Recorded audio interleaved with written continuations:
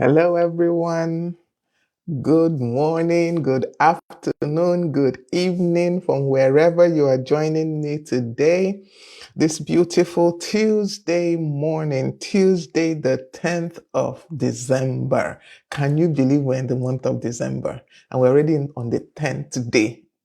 It's blowing my mind because it looks like it was just yesterday we were saying Happy New Year, or yesterday that December last year when my son wedded. It's like just yesterday, but it's 1 year almost that he wedded. So this year flew by, I have to say. It flew by for me. I don't know about for any other person, but for me it flew by. And I have so many reasons. Just 1 minute, let me confirm that flew by. All right. So I have so many reasons to be grateful for this year. Though it flew by, it came with a lot, and God, faithful as usual, faithful, saw me through a lot this year, and I really, really have reasons to rejoice and be glad. So I just thought to start on that note because, there's a lot of things, but there's one thing that, if you notice, the glass I'm wearing today is not what I usually wear. Yeah. So I ran into this post in one group I follow, and it was from this company that does glasses. They do glasses. And they were doing a gratitude, well, I call it a challenge or something like that. And the idea was, if you log on to their site and you tell them what you're grateful for, they would give you 3 pairs of reading glasses and 1 pair of sunglasses. Honestly, I thought it was scam. I will not lie. I thought this is one of those things. This is how they get people. So, but was there? It's just to put my name, put my address, put why I'm grateful. And what I'm grateful, so many reasons why I'm grateful. So I went on that site, put in my name, address, why I'm grateful, submitted, and it didn't go. Or so I thought. I tried and tried, it didn't go. I left it. The next day, I logged in again because it's at a particular time in the day. So the next day, I logged in again, tried to do the same thing, put in my name, address, and all that. It did not work. So I thought. So I left it. I was like, okay, so this is really scam. I can see that this is scam. It's obvious that this is just, since when you submit, it doesn't go. They're not going to give you any 3 glasses and anything. A couple of days later, I get a notification on my email that my glasses are on the way.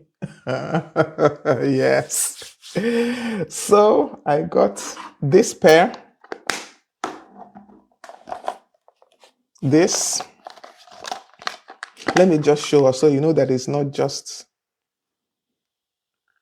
Even as I'm looking at this one I'm wearing, it's looking like it's it has blue light filter. I don't know, but it's looking like it. That's 2.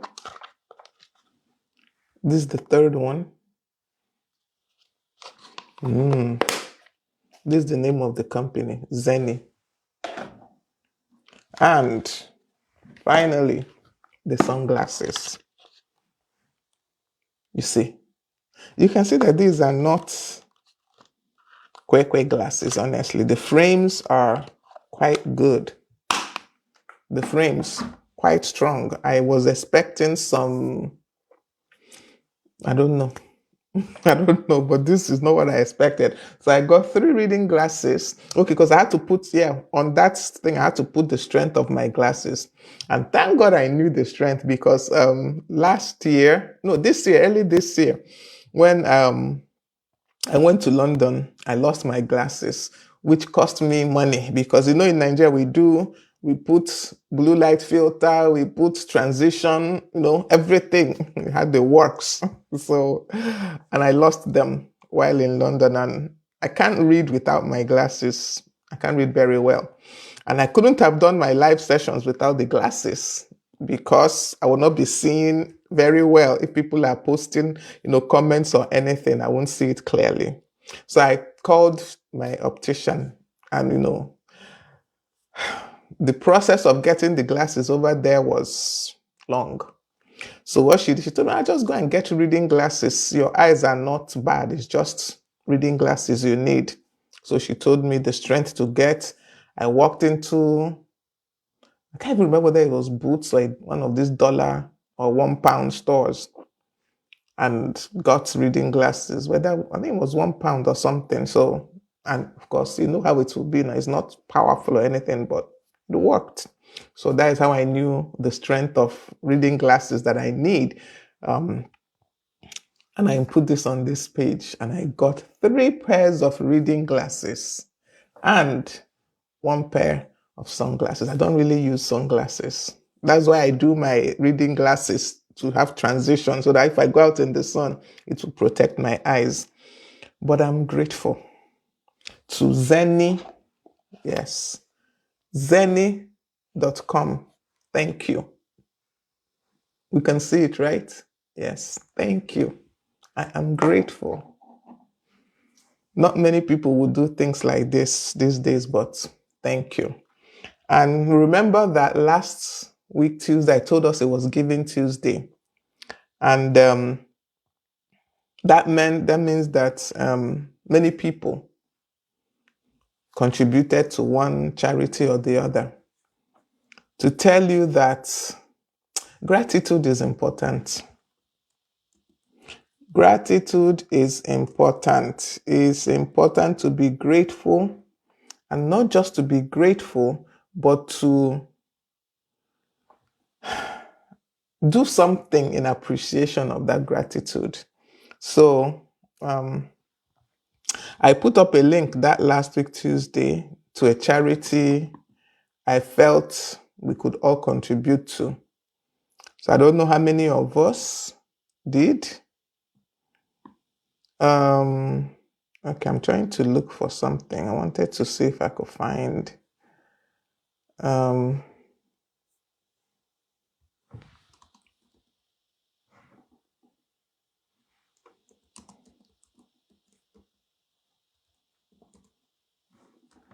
don't know if I can find. Oh, okay.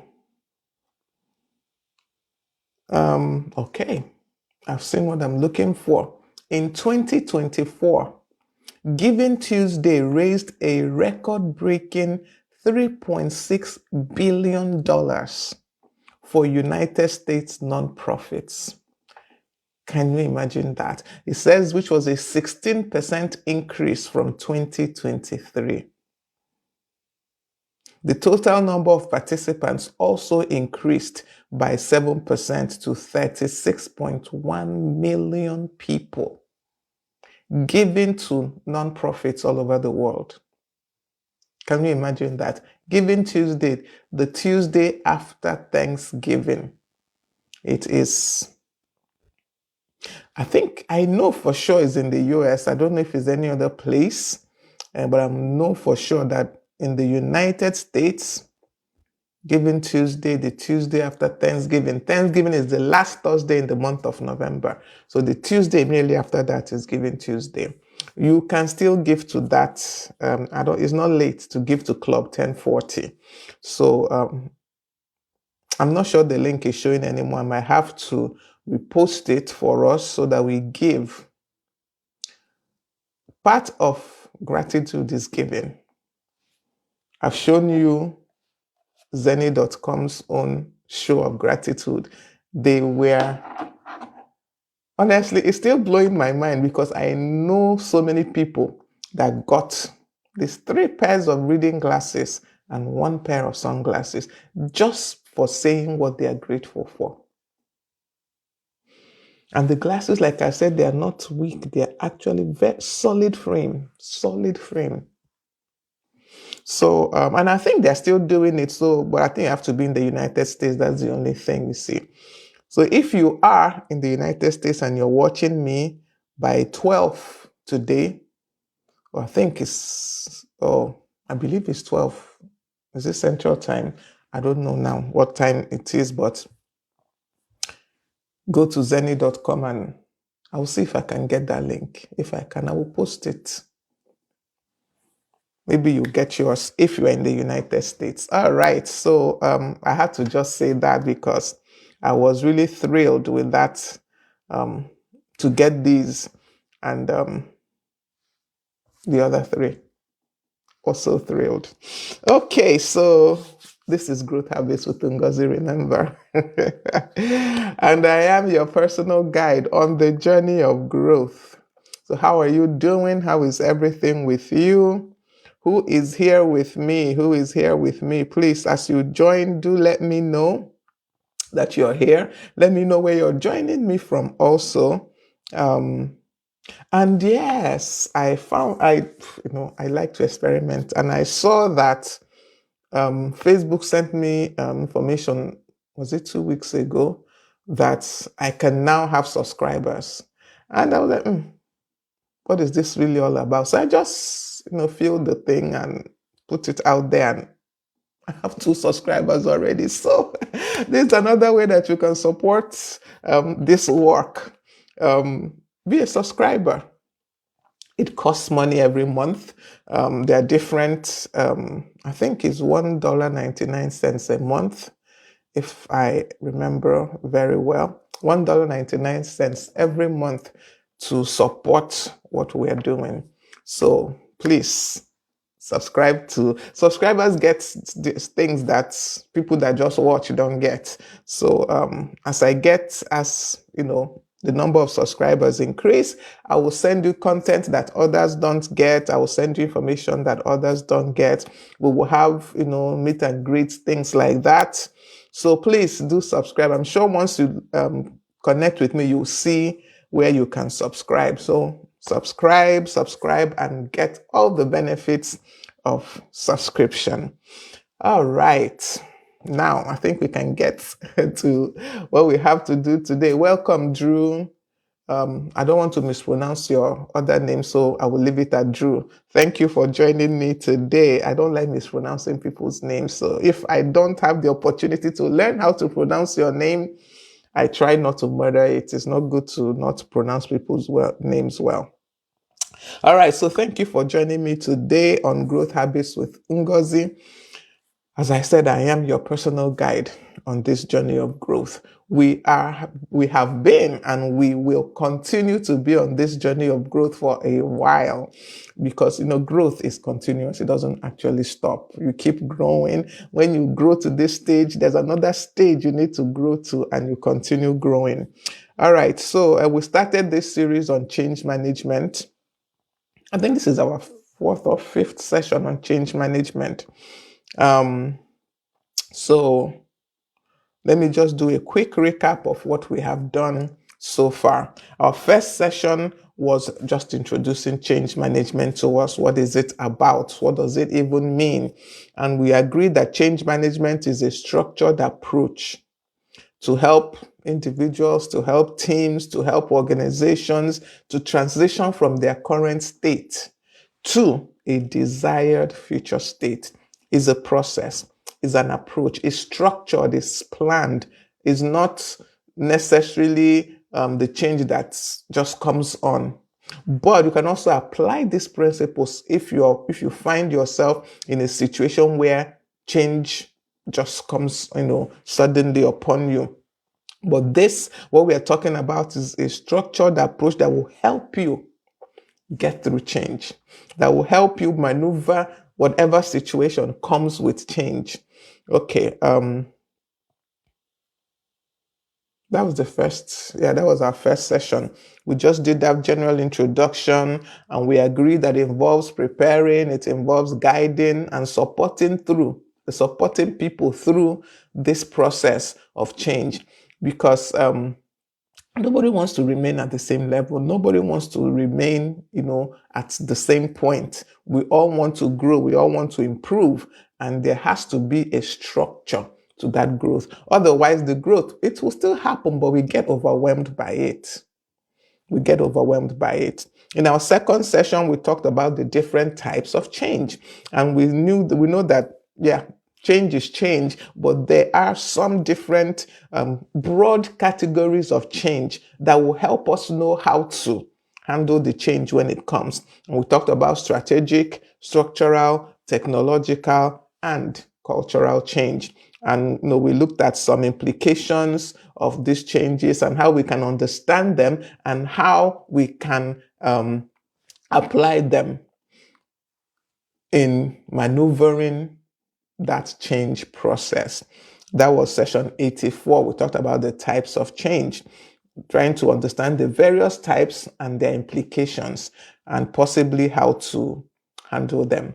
Session 84, which was the third session, we talked about the change management process itself, a step-by-step guide to get you through that change. Remember that we're talking about a structured change. That is, you want to, for example, you want to, as an individual, you want to learn a transition from a career you're in to another one, or you want to improve yourself as a business, you want to change the way you do business. A structured approach. Like I said, we can also apply these things when change comes upon us, that we did not plan for. But because we already have the mindset of the change process, we've already prepared our mind how to handle change. We can also handle changes that come suddenly. And the reason for starting this series is I believe that many of us, I'm sure most of us, I want to believe, are done with our 2025 plans. And that was why I started this earlier, to help us walk through that process so we don't get into 2025 completely unprepared. We have an idea of how the year is going to go because of the things we want to achieve. Kelechi, welcome. Good afternoon to you. Also, I'm glad you're here. So that's session 85. We talked about the step-by-step guide, the process of change, that change management process, that structured approach we're talking about that helps us in navigating and implementing change. And the steps typically involves planning. It involves communication, that is communicating the plans to the people who it will affect, because there are always stakeholders in every change process. It involves implementing the change. It's not just that you have planned, you've communicated, you have to actually put that process into action, implementation, and then evaluation. Once we don't evaluate anything, it tends to, I want to just hang, because, I can want to transition from one state to the other. And as it's going on, as that process is ongoing, I'm not evaluating it to know whether it's achieving the purpose. I'm not evaluating it to know whether I should continue or should I make some changes. So the evaluation process is essential so that you will know where to tweak, you will know where to make some adjustments as the need arises. So the change management process, planning, communication, implementation, and evaluation. That was session 85. Session 86, we talked about the role of leadership in this change management process. And, you might think this is only in an organization, it's only in a group that we can talk of the role of leadership. But even in the change that you want to embark on in your personal life, you are now the leader. What is your role? What is expected of you? What should you do in order to ensure that this process is moving on very well?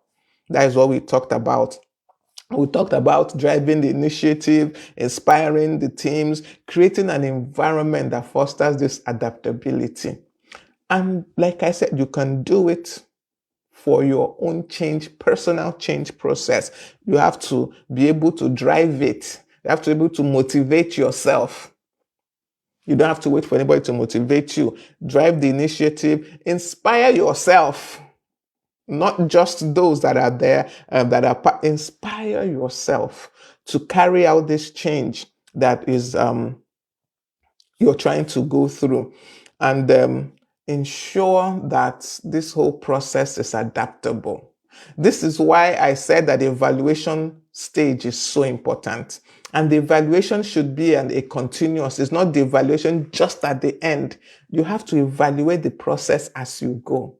That way, you're able to pivot when you need, you're able to adapt when necessary, you're able to make changes quickly and not wait till the end. What that does for you when you're able to make changes as you go is that you keep refining that whole plan. You keep refining it, the whole process, and you're able to get the best of it at the end. Okay. That was session 86. Session 87, we talked about developing a change management strategy. So this is a structured plan now that is designed to guide you, to guide your team, to guide your organization through this transition, and to do it in an effective way. That is ensuring that this strategy you want to put in place, it has to align with your goals, it has to align with your vision, it has to align with your beliefs, it has to align with your values as a person. And then you have to try to minimize resistance to it. You know, we seem to think, yes, in an organization, in a team, we talk about resistance to change. But when we are talking about change personally, we seem to think there is no resistance. It's me. I'm doing the change for me. So what is the place of resistance? Because you have other stakeholders in that personal change. You have other stakeholders. There are other people that will be affected by that change process. You have to ensure that you minimize their resistance to this process that you're going into. And that was basically what we talked about. And we said that it needs to be clear. The strategy that you want to implement to help you through this change has to be clear, has to be adaptable, and you have to be committed to its success. So it's not just enough to say, oh, I'm going to go into a new career. You must be committed to the success of that plan. Otherwise, halfway you will get tired and you will abandon it. Okay, so today, finally get to today's topic. Today, we want to talk about communication strategies during this period of change. Now, I picked out communication because I believe that it's very important in any change you're embarking on. It is very important to communicate. It's very important to communicate effectively. So important. Without effective communication, you run the risk of your change process being truncated or not achieving the purpose that you want it to achieve if you don't communicate appropriately and effectively. So that is why I chose to look at communication strategies in this session. We will round up, I think we'll round up this change process by the last Tuesday of this December. So that as we get into 2025, we're looking at something else. So now, effective communication is truly the backbone. That is the strength of any change you're managing, of the whole change management process. Being able to get across the information effectively, clearly, to the right people at the right time. Now, I'm talking about, mostly we look at this, like I said, most people look at it and they say this is for organizations, this is for teams, this has nothing to do with me personally. But let's assume you want to live a healthier life. That is the change you want to implement next year. Notice I did not say you want to lose weight. You want to live a healthier life. and you do not communicate this effectively to the stakeholders, the people that this will affect. One is the people in your house, your household, your husband, your children, if you have children living with you. They are the first stakeholders. And this, your decision to change your life, to live healthier, will affect them. Because, I mean, you're the one cooking their food. Will you cook separate food for them and a separate one for yourself? How will it work? Will you now be overwhelmed by the having to cook 2 different or 3 different pots of food so that you don't give them the attention they require? Have you seen that it's actually essential to communicate this thing properly to all concerned so that they understand? When if you're used to eating with your husband, for example, this has been your practice since you got married, and now you're embarking on a lifestyle changing process, and you don't communicate with him properly. When it's time to eat, and suddenly he notices that you're no longer eating with him, or you're no longer eating the same food as him, what do you think will happen?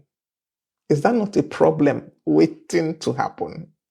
Is that not a situation, an explosive situation preparing to unfold?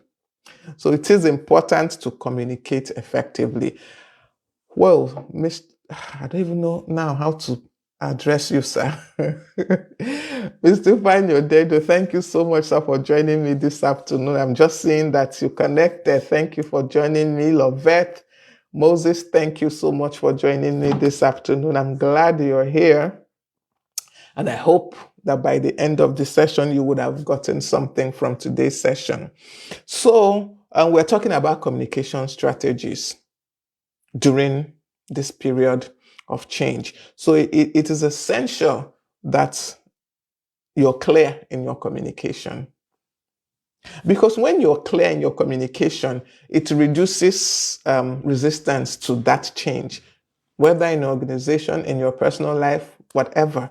When you're clear in your communication, when you pass across the information you're trying to pass across in simple terms and in a way that the person that you're addressing understands, they will resist it less because they understand it. Most times resistance comes because people don't understand the change that is happening. So, in order for you to truly communicate whatever you're trying to pass across effectively and clearly, you have to understand it properly. You have to understand why you're embarking on the change. I think I spoke about this earlier. You must understand the why of that change. It is so essential. You can't communicate what you don't truly understand. You really can't. You can attempt, but most times, like I always say, you have to be able to pass across complex issues. You have to be able to explain it in a way that a 3, 4, 5-year-old can understand. That is how you know that you have understood what you're talking about. Because if you don't have a good grasp of what you're saying, you can't pass it across to a 3, 4, 5-year-old child. So understand the process you're about to embark on, this change you're about to embark on. Know it. Guys, I think we talked about management strategy. We talked about it aligning with your goals.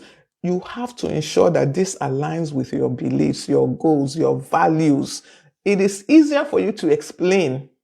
It's easier for you to pass across something that aligns with your values, something that aligns with your goals, than one strange idea you're trying to. So ensure that it aligns so that you can communicate it clearly, so that you can communicate it effectively. All right, so I just needed to get that out there. So the key elements of that communication strategy that you need to implement or you need to carry on is 1, clear and consistent messaging. Clear and consistent. It's not just clear, consistent. Going back to the example of I decide to change my lifestyle. I want to live healthier. And I say to my husband, to my children, oh, I'm embarking on this journey. I need to change my lifestyle. I want to live healthier. I want to eat healthier. I want to, pick up healthy habits that will help me.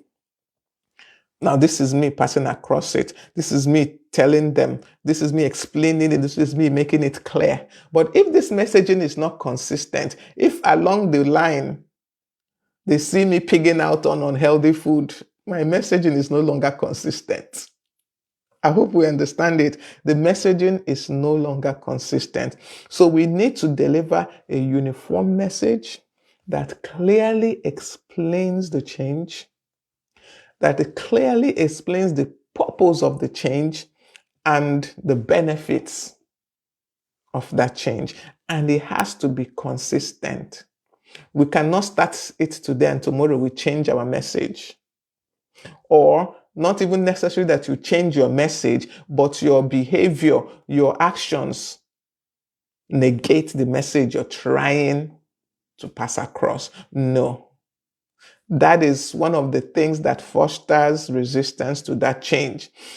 Going back to the example I gave, you said you want to live a healthier life, lifestyle, and you begin with, walk, exercising, eating more healthy.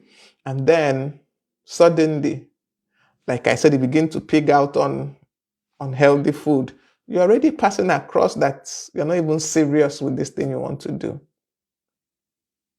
So it's important that the message is clear and consistent. Also for an organization, I like to use the customer-centric, example. An organization that decides to be more customer-centric, you want to be more customer-facing. You want to, you want your operations to be customer-centered.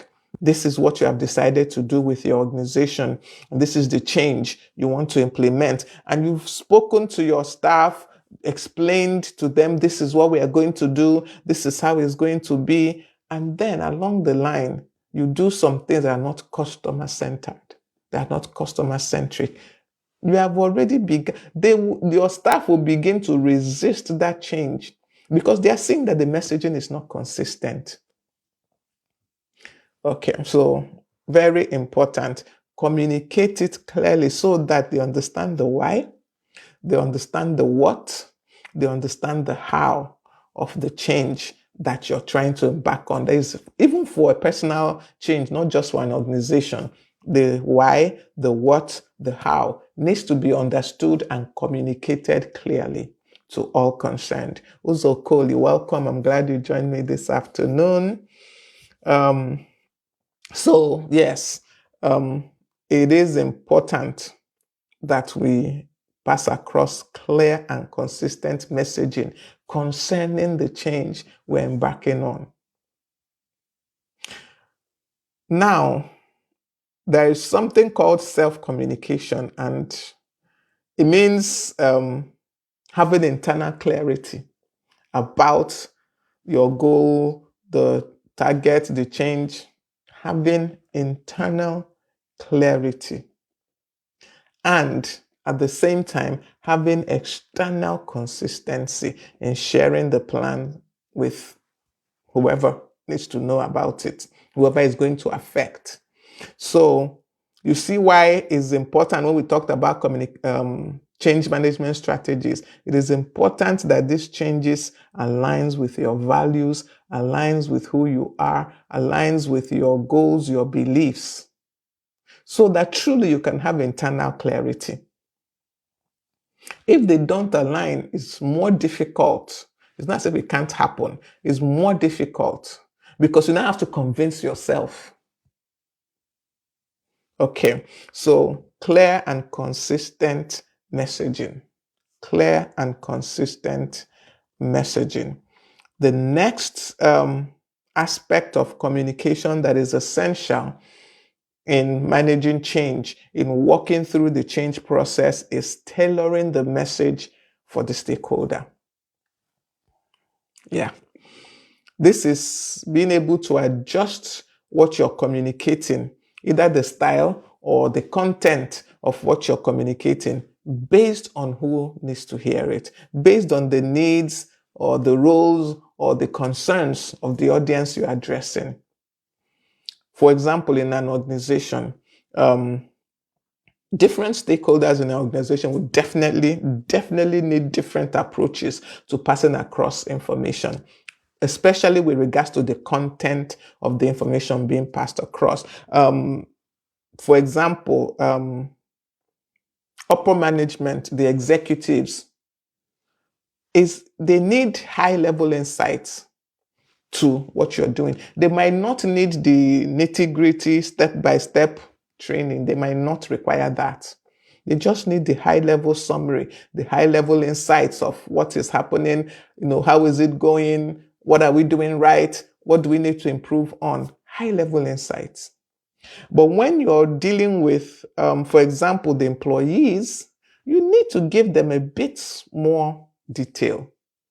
You need to give them more practical details. For example, you can't just give them high level insights and expect that they can run with that, because they're the ones involved in the day to day. So they need to know the day to day. They need to know the step by step of achieving this process, of going through this process. They need to know the step by step. So that is tailoring your message to the stakeholder. In personally dealing with your personal life, let's assume, okay, you want to change careers. The way you would communicate that to, for example, your mentor. Your mentor is a stakeholder in this change you want to embark on. It's quite different from the way you're going to communicate this same change to your family. And understanding this first is key. Just understanding this first is very important, that you will not communicate in the same way. This is not changing. The message is the same. You're embarking on a change from point A to point B. It's the same. But the way you will communicate it and what you will focus on while communicating it will be quite different, depending on who is involved. So you need to learn to tailor the message to the stakeholder. For example, you're discussing with your mentor on this career change. The probability is that you are going to discuss strategy with your mentor. But you're talking with your family. You probably will not discuss strategy with your family, but you would probably, emphasize the how it affects you aspect of it to your family, or your innermost thoughts, the reasons why you're doing this. You might not talk strategy with your family. You might not. Depends on your family. But definitely in discussing this change with your mentor, you must discuss strategy. So it's important that you understand the content and the style of communication to all your stakeholders, to everyone that is involved or that is affected. Let me not even just say involved, that is affected by this change you're embarking on. That is the second aspect. The third is to understand that communication is two ways. It's not just giving information to people. It's also receiving information from people. Thank you, Uzo. Thank you for the stars. I appreciate. You can also subscribe. Remember, I mentioned it in the beginning. You can also be a subscriber. All right. So I was talking about two-way communication. To understand that communication has to be two ways. You can't just believe that I've passed across information to the stakeholders, I've tailored it to each stakeholder, and that's the end. You have to be willing to receive feedback also from those same stakeholders. This is essential. It will help you adapt your plans when necessary. It will help your plan be agile, so that it's not stuck in gear 1 when it needs to be in gear 3, for example, your plans. So two-way communication is to encourage like a dialogue. But you have to also have to put a caveat here in encouraging this dialogue. Don't allow the dialogue or the feedback to bog you down, because there is a possibility that when you receive so much feedback, you are now stuck in in a spot. You have a conundrum of, what do I do? No, don't allow feedback to bog you down. Yes, you must receive feedback, but don't allow the feedback to overwhelm you so that you're in a decision paralysis. No. So encourage dialogue that helps you address the concerns of stakeholders, that helps you address any issues that might come up. Encourage it. Gather feedback. Essential. Encourage engagement. For the person, for example, you're changing your lifestyle. Yes, get feedback from your family, friends. Maybe they know that if you eat, I don't even know what to give as an example now, because there are so many fads and what have you about healthy living. But maybe you want to be exercising every time, be in the gym. Somebody could advise you that walking is a good exercise. Maybe you didn't know that, but by engaging, by discussing, by taking feedback, you realize that some of the times you can leave the strenuous exercise at the gym and walk, brisk walking. Or from discussing, you will learn that it's not to spend 3 hours in the gym. If you actually do 30 minutes, it's okay. But you will not know these things unless you engage, unless you get feedback, you gather feedback. That's why two-way communication is very important. And generally, when we are looking at organizational structure now, when employees, when they feel unheard, they will resist. They will resist. So it's essential that you do listen to your employees and get their feedback concerning the change you're embarking, in fact, concerning everything. But, especially when you're trying to introduce a change, it's essential that you get feedback. But remember, once again, don't allow the feedback to bring you to a standstill where you are not able to make decision because you have too much, in quote, information. So two-way communication helps. It helps to build trust. It helps to engender ownership. Because, you discuss something with me, I give you an input, you take that input. I feel part of the journey. I feel part of the process. I'm now a real stakeholder. I'm now a part owner in this enterprise you're going on. So that is one of the things about two-way communication, one of the things that makes it essential in a growth process. Because, give me a minute, please. My throat is drying up. Too much talking. Okay. So it's essential to have two-way communication because it does build trust and it does engender a sense of ownership from the persons you're communicating with. I think I can move on from there. It also, let me just say this. When you engage in this two-way communication, it also helps you know that you have support, especially on a personal level. This might not apply so much in an organizational setting, but on a personal level, when you're able to discuss with maybe your mentor, your spouse, whoever, your family member, and they give you inputs that you apply, it helps you know that you have support. It helps you know that you have an accountability system. It helps you know that you have someone that has your back. But if the two-way is not there, it's only you communicating to them and they're not communicating back to you, can feel like a lonely journey, like you're all by yourself and no one is on this journey with you. So it's good to get that two-way communication because it does help you It have a support system. It does give you a system of accountability on a personal level. Okay, so all right, let me move on to the next thing. The next aspect is let me just, oh wow, I'm actually quite slow today.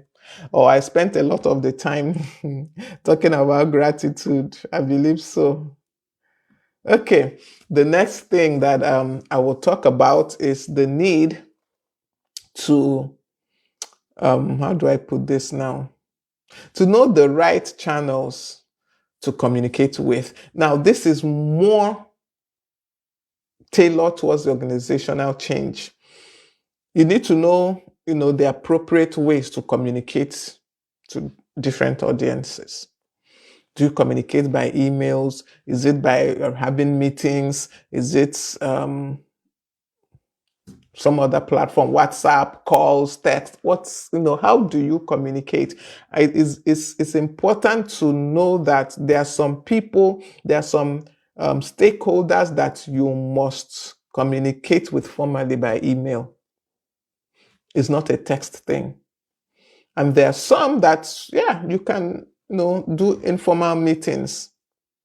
It's essential to understand that because the right channel of communication is important. Welcome, Mrs. Regina Obiagu. Good afternoon to you. I'm glad you're here. Welcome, eBay. Peter, I'm glad you're here this afternoon also. Thank you so much for joining me today. So the right mode of communication, the right channel is also important. Like I said, you will not go about sending text messages to maybe your board of directors or to the management team. It has to be by email. But maybe when you're dealing with your team, your subordinates, you can do quick, meetings, informal meetings. You can do even text or WhatsApp, and it's acceptable. But being able to understand how to communicate to who is also important. It's not just to identify those stakeholders and engage them, have feedback. You have to know what channel to use for which stakeholder. Very important. Very important. I'm trying to now be fast because I'm seeing that my time is running. Okay. Now, the next aspect of communication is transparency and honesty. I think I've talked about this transparency and honesty so many times. Truly. In different conversations we've had, I've talked about transparency and honesty. Information that we pass across to stakeholders, to family, to whoever, needs to be transparent and it needs to be honest. It needs to be accurate. It needs to be timely so that you build trust when you are transparent and when you're honest in your communication. You build trust, and trust is a currency of life. And it's so important to have trust and to have credibility. People should be able to take you at your word. People should know that your yes is yes and your no is no. So you need to be transparent and honest so that, like in an organization, people don't begin to, spread rumors about the process. When they have clear, transparent, honest communication concerning it, there is no place for rumors. Even if rumors want to spread, there's information that is clear, that is transparent, that is honest to counter the rumors. But when there is no information, the rumors will spread, and that will become what everyone believes. Then it's also important in a bid to be transparent and honest. When there are maybe like uncertainties about the process, please be acknowledge them. Acknowledge uncertainties. But in acknowledging those uncertainties, maintain a positive outlook. Don't acknowledge uncertainties and then be down. No, it happens sometimes in a bid to be honest, in a bid to be transparent. You acknowledge some things that you're not quite sure of, but you paint them in a way that they are negatives. See, you can be unsure of something and still be positive. It is doable. For example, I'm trying to remember the details of this, what I want to talk about. I know the general idea now, but I can't remember the exact details anymore because it happened many years ago. Someone asked for information on something that I was not sure of. Okay, yes, they asked me an accounting related question. And now, the person asking me this expected that as a senior accountant, I should just reel the information out, but I was uncertain about certain aspects of it. I wasn't so sure. And I don't know how to give information I'm not sure of. This is one thing that I guess, is a positive, but it can also be a negative. So I had to tell the person, this is what I'm sure of, but see this aspect, I'm not sure. Please give me time to confirm. And I did. It even also happened in an organization I worked with. There was something that my MD then wanted me to do. And I wasn't quite sure whether this is still applicable in today's accounting world. Yes, it was applicable years ago, but things change. So I had to tell him, sir, I will get back to you on this. I believe this is doable, but I know that there's been some changes. I'm not sure that those changes affect this, but let me confirm and I will get back to you. So now I didn't claim to know it because I could have just gone ahead based on the knowledge I had. But because there was something telling me that this thing may have changed, just confirm. I did. And good thing I confirmed because some things had changed. So it's essential in being transparent and honest to acknowledge uncertainties. It's important, but you must maintain a positive outlook in acknowledging those uncertainties. Don't just be a Debbie Downer over them. No.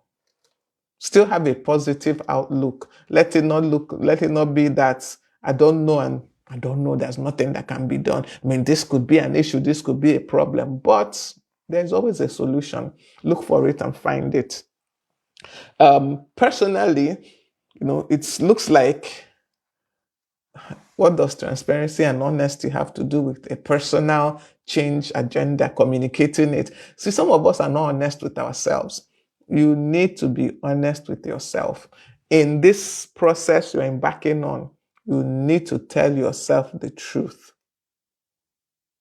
You need to tell yourself the truth. Be honest with yourself and also with others. This will, of course, prevent misunderstandings. It doesn't stop it completely, but it reduces it.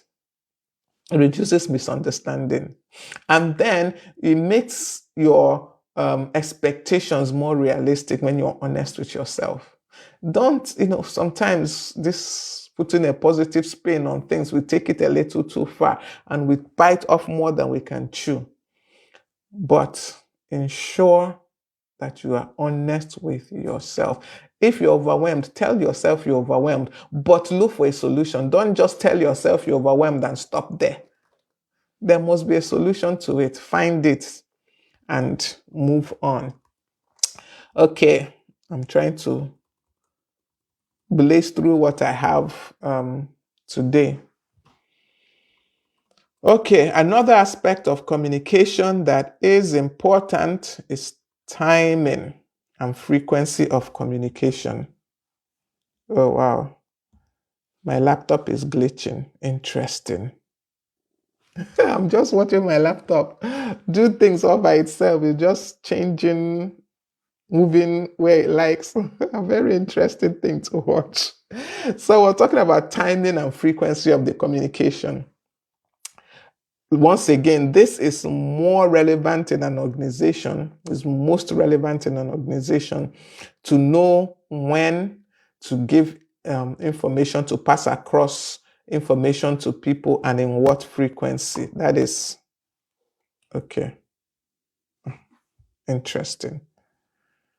This is, I don't know what's happening with the laptop. Maybe I'm going to have to shut it down because it is glitching right now, honestly. I wish you can see what is happening with my laptop right now. It's just scrolling up, scrolling down, scrolling everywhere by itself without my touching it. Anyway, so I was talking about timing and frequency of communication. We need to know that we are delivering the message of this change at the right time. And we have to ensure that there is a regular time frame for updates. Like I said, this is more relevant for an organization, for a team, for a company than on an individual level. But even for an individual, this definitely has to do more like you have a mentor. You have to have regular times of communication. So you can even actually do this with yourself now that I think about it. You can actually have regular self-reflection, times where you regularly assess how you're doing.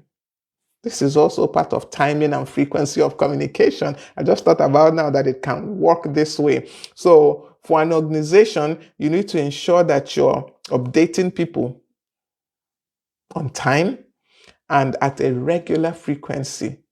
You have weekly meetings. Some people every Monday, every Friday, things like that. Ensure that the message is being delivered on time and regularly. What this does is that, of course, it keeps people aligned. When you're receiving regular and timely information about an activity, it keeps you aligned. It keeps you in the process. You keep all the stakeholders in the process and you reduce uncertainty. They cannot say they don't know because you have been telling them regularly. They can't say they don't know. And then, as I was saying, on a personal level, having regular self-check-ins to assess how far have I gone on this journey? What are my challenges? What can I do differently? This is a way to be timely and regular with information. What is Kelechi saying? I just saw a message flash now. Oh, okay. She says, well, with my computer. Yes. So, yes, it is very well with the laptop. It's very well with the laptop. It doesn't even have choice about to be well. It has to be well with it because I'm not ready to change laptop at all, at all, at all. Okay. So, that is timely and frequent communication. I think I will end. Now, wow, I just have to end on the next thing I want to talk about because if I touch this laptop again, I don't know what is going to happen to it now. So the next thing that I want to talk about in communication, especially in a time of change, is the need to address resistance. Once again, this is something that is more applicable in a team, in an organization, in a company, is more applicable. Doesn't mean that it's not applicable on a personal level, but it is more applicable. First of all, we need to accept, we need to acknowledge that resistance exists and will continue for any change you're introducing. There will be resistance. There is no two ways about it. There will be resistance. I've not seen a situation where a change was introduced anywhere and there was complete buy-in. I've not seen yet. If you have seen, let me know. But being able to acknowledge that there will be resistance and then being able to address the potential fears that those people that will resist would have goes a long way in solving the problem of resistance. And see, you can do this generally by truly understanding your process, truly understanding this change you want to embark on, truly understanding this goal you want to achieve. You can acknowledge and begin to address the possible fears, the possible objections that might arise early, because definitely they will arise. They will. People will always resist change. There will always be one or two people that will resist that change. So being able to notice it early and address it early will create buy-in. To create buy-in, it will help people feel part of the process because you've addressed their fears. You've addressed the possible objections they might have. And to do this, really, you truly have to understand the process you're embarking on. You truly have to sit down and think it through from beginning to end, if possible. That way, you can see the possible fears people would have. You can see the possible objections they might have to your process, to your change, to your strategy, your goal, whatever it is. But we can also relate this on a personal level because personally we also have fears. We also have fears. We also have internal resistance to the things we are trying to achieve. We're the people trying to achieve this thing. We are the ones that came up with this goal. We are the one that's trying to, transition from here to there. But there still comes internal resistance. We still have our fears. And we need to identify them and possibly reframe them. That is how to deal with this on a personal level because resistance will come. I don't know who has ever embarked on any new thing and personally you didn't have any resistance. You didn't have any fears internally that rises up that counters what you're trying to achieve.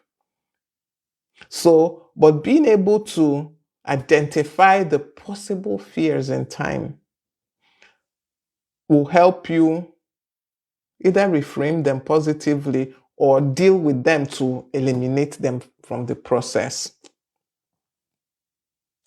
So, I think I will stop here. Because honestly, I don't want to touch my laptop.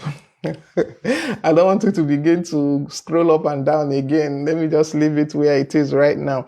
I think I'll stop here. I believe I've covered what I have here. I believe so. And I think I've covered the basics truly of communicating or communication strategies in a time of change. During that change process, being able to communicate the essentials and being able to communicate it effectively. Just to do a quick recap, let me see how much my brain can can remember. Let me see how much my brain can remember. So we spoke about some elements of communication, and we said it needs to be clear and consistent. We said it has to be tailored to the stakeholders. The message you want to pass across has to be tailored to the stakeholders. We said we have to give room for two-way communication. We don't just communicate ideas or information to people. We also expect feedback from them, but don't get caught up in the feedback so that the feedback does not put you into decision paralysis where you can't move forward because too much information. We talked about choosing the right channels. I hope I'm right. Yes. We talked about choosing the right channels to pass across your information. And we said this is more relevant to an organization, knowing whether to use email, to use text, or to just call a quick meeting or what to pass across any information that you want to pass across. We talked about transparency and honesty in communicating, being able to pass across accurate and timely information to your stakeholders, because this will help you build trust, will help you build credibility with those stakeholders, both on a personal and an organizational level. It is, sorry, it is very important and very crucial. Um, we talked about timing. Yes, the timing and the frequency of communication, being able to communicate at the right time and in the right amount, having regular updates, having regular check-ins with yourself on a personal level to ensure that, you're on the right track. We talked about addressing resistance. Yeah, addressing resistance, being able to identify fears early so that you can deal with them. Okay, I'm seeing a question. Um, okay, Oza says, what do you do when management felt it's not the right time to inform the staff, but staff starts hearing whispers that is the, see this, yeah, that's the, this is why there's nothing like it's not the right time to tell staff. If this change is going to affect the staff, tell them. So this is why we need to understand what to tell who, when. What did I even? Yeah, I talked about it, I believe. Yes, I discussed about it. It's important to know what to tell who. The level of information you give to management or top executives is not the same that you will give to staff. Now, I mentioned that you might give management top level information, summaries, and all that, but for the staff, you need to give them step by step trainings, step by step information concerning what you want to do. Yes, that was in tailoring the message to the stakeholder. This is why it's important to understand that aspect of communication. You need to know the content of the information to pass across to each stakeholder and how you pass it across. So there's nothing really, I don't believe that you are you're introducing a change and you will not tell your staff about it. You might not give them full details, but hint them that something is about to happen. Because you see, rumors will now start spreading and people will believe the rumors instead of the real thing. So it's essential to tailor that message, and it's essential to ensure that generally you have the words, I'm trying to find the right English word. You already have, you're known, your organization, your management, your team is known for being transparent and honest. When that has been the bedrock of previous communications or previous interactions, people have, they will be more ready to wait. For example, they're hearing rumors. They'll be like, no, the management, they will still tell us, and we can trust what they're telling us. But when your messaging has not been consistent over time, you have not been transparent over time in passing across information, when situations like this arise, you will see that people will quickly hang on to the rumors, take them as truth, and you will have issues. So, I don't know, it's a thin line. Yes, it's actually a thin line of when do I start telling everybody. But for those that are involved, those that this change is going to affect to a large extent, I think it's very important to tell them early. It's very important to tell them early. Now, this is also, and when we talked about being able to identify possible resistance and fears, this is why you need to do that early so that you know the things that could possibly go wrong and begin to address them early. And one of the things that could go wrong is these rumors, whisperings, going around and then dividing the group. So please, this management, please, it's time to tell your staff. It's time.